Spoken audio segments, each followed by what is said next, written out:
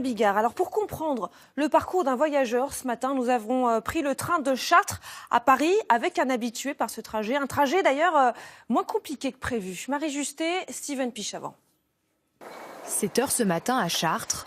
Yann le garçon est parti un peu plus tard que d'habitude. La SNCF l'a prévenu, son train habituel est supprimé. Ça risque effectivement d'être le début d'une période assez compliquée, avec beaucoup de temps dans les transports et très peu à la maison. Quelques coups de pédale jusqu'à la gare. Pas de problème, son train est à l'heure.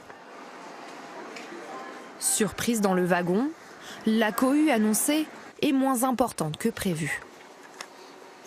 Les trains remplis, vous les avez avec ou sans grève en fait. Jusque-là, ça risque d'être un petit peu plus important.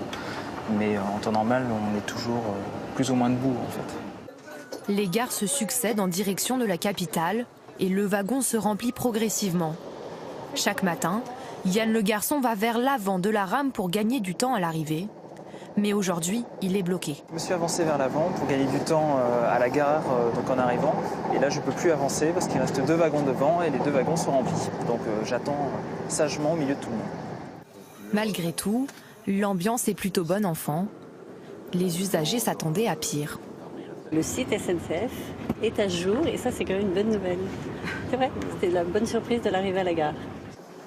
Arrivé en gare, malgré quelques bousculades, à peine quelques minutes de retard.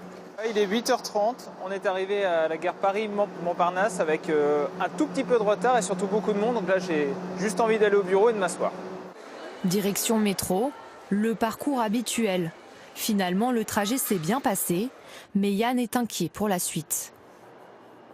Pour ce soir, ça va être compliqué parce que les trains, là aussi, on a 1 sur 5. Et surtout, le soir, les gens sont pressés de rentrer chez eux, alors que le matin, ils peuvent anticiper. Mais le soir, vous n'avez pas le choix, vous rentrez vite chez vous pour voir votre famille. Donc, ça va être compliqué ce soir. Demain, plusieurs de ses collègues feront du télétravail. Malgré la grève, lui tentera à nouveau sa chance avec le TER. À Reims,